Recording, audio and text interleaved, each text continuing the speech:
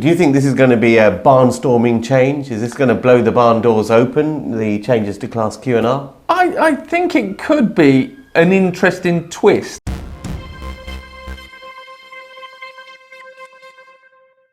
Kevin MacLeod of Grand Designs fame will be upset by this one. Interesting you turned the tables that way. Thanks to new changes to Class Q and Class R permitted development rights, many grand design type schemes will be unviable. That's what we're going to talk about in this video. But first, let me tell you about the Baker Street Property Meet, the UK's #1 property investors networking event where 300 plus property investors meet and network each month. Don't they, Andrew? It's a fabulous place, and what I love most is we get to have a drink in the bar at the end. And everybody joins us, and it's like one big party. And you get to meet and hear from Andrew and myself, as well as our special guest speakers of the month, and network with 300 plus passionate property investors. If you haven't been, well, why not? Get your tickets, find out what it's all about at bakerstreetpropertymeet.com. Now, the TV show Grand Designs often feature grand designs, and they're usually barn conversions in the luscious countryside and all the rest of it, overlooking fields and cows and all that sort of stuff. Many of those developments were done under permitted development rights, which allow agricultural buildings to be repurposed. But the nasty old government doesn't seem to like that, do they, Andrew?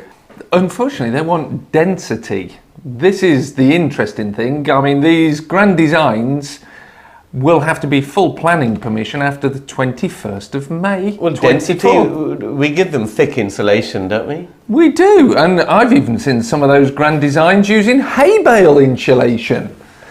So the bonkers thing here is you can now no longer create large dwellings. Your dwellings have to be 150 square metres or less, which basically means these opulent designs that people have bought and created can no longer be made.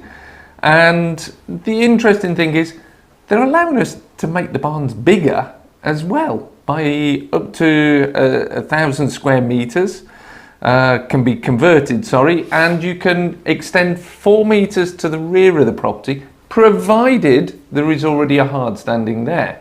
Now the question is, when did the hard standing come in?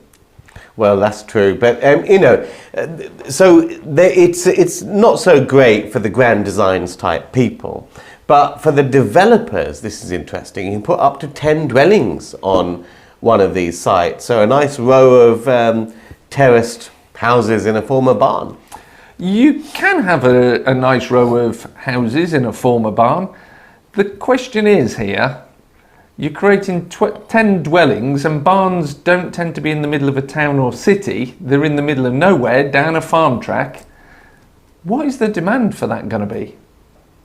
That is very true. I think they've... well, tell us what you think in the comments below. Also, don't forget to like and subscribe to the channel for more videos like this, because people actually buy barns and convert them into residential dwellings because they want a little bit of peace and quiet. They want to be isolated and away from people. So the last thing you want is to be isolated from shops, but hey, I've got 9 noisy neighbours. Absolutely. I mean, that is the irony of it. I want a tranquil, peaceful lifestyle, but I've got a neighbour next door and I'm living in a terraced house, and I haven't just got a neighbour, I might have cows mooing, pigs smelling and horses neighing.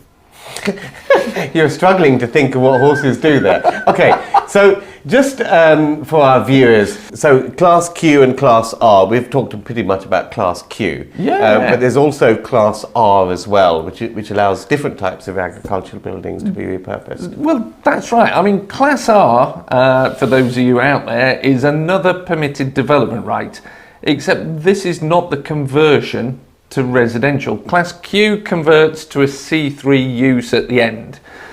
Class R used to be to convert to hotels, storage and distribution, or a use Class E business. So we've all seen these pop-up offices in barns that have been converted. Well, that is going to be expanded. So good news for you guys. What you're also going to be able to do is create an outdoor sports facility there. So that's an F2 use. We can also create a B2, which is general industrial. So our quiet farmyards might not be so quiet if we've got industrial grinding equipment in there. Again, they can be used for training purposes, specifically agricultural training. Now, I mean, what is the demand for agricultural colleges? I mean, regular viewers to this channel will know that both Andrew and myself are passionate about permitted development, particularly converting the ones that allow non-residential buildings to be converted to residential use. But Andrew, tell me, do you think this is going to be a barnstorming change? Is this going to blow the barn doors open, the changes to Class Q and R? I think it could be an interesting twist. So who for? Who's going to be interested in this? Well, I think there's a really interesting twist here, and as you know, I like to layer cake different permitted development rights. Now, there's a restriction: we can only convert 1,000 square meters into residential. So we could make 10 100 square meter dwellings, so 10 sort of 3-bed houses. But the barn's a bit bigger. So with the other 2,000 square meters, say in a barn, Put some pigs in? well, I was thinking a hotel.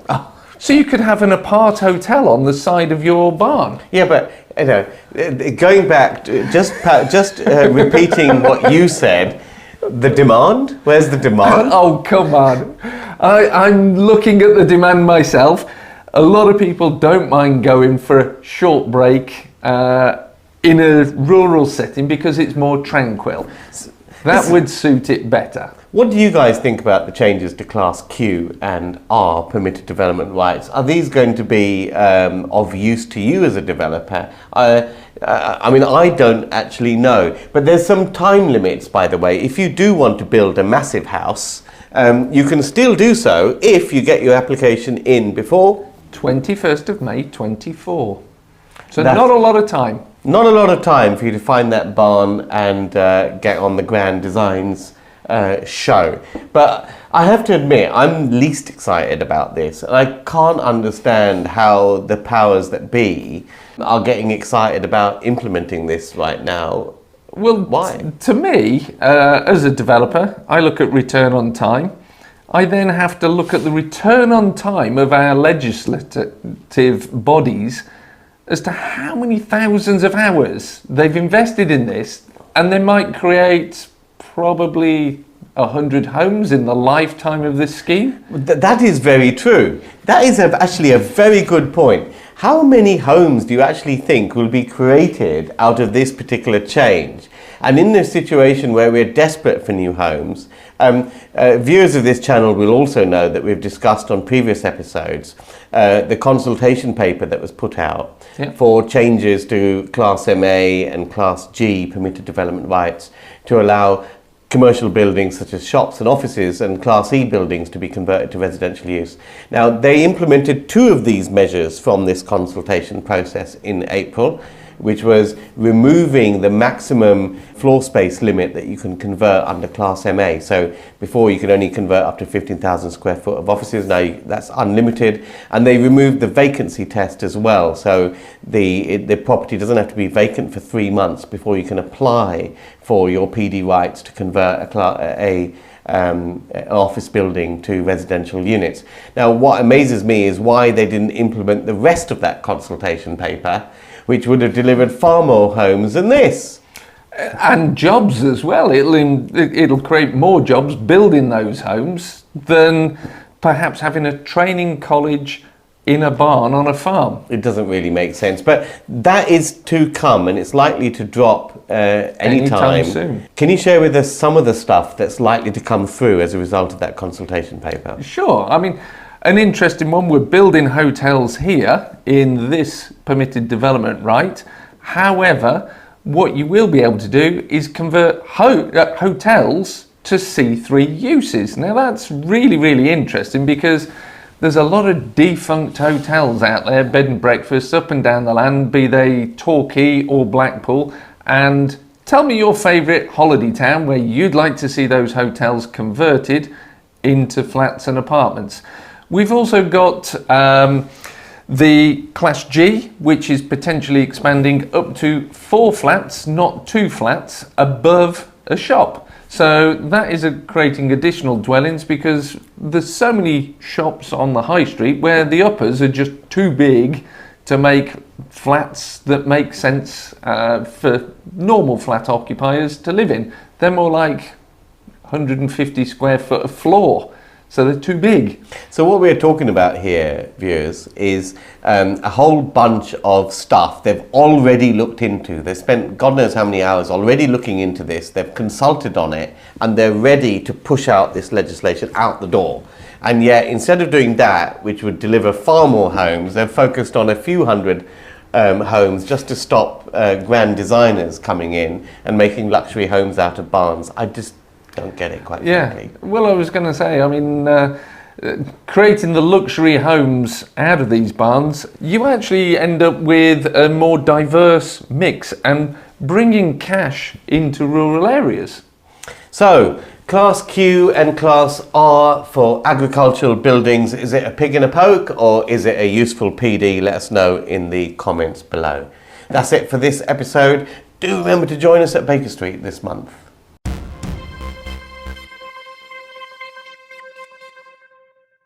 The Baker Street Property Meet is the UK's largest and #1 property investors networking event. The property market is going through monumental change right now, and at Baker Street Property Meet we aim to keep you up to date with the latest tips and tricks and insider tactics to help you keep on top of your property investing game and succeed in these troubled economic times. The Baker Street Property Meet is fundamentally about networking, because it's not what you know, it's who you know. And at Baker Street we aim to connect you with the people to make your property journey a monumental success. There's no better place to be to further your property investment journey than the Baker Street Property Meet. So make sure you're here, you're connecting with myself and Andrew Roberts, our expert guest speakers, and 300 passionate property people each and every month. See you at the next meet. Get your spot at bakerstreetpropertymeet.com.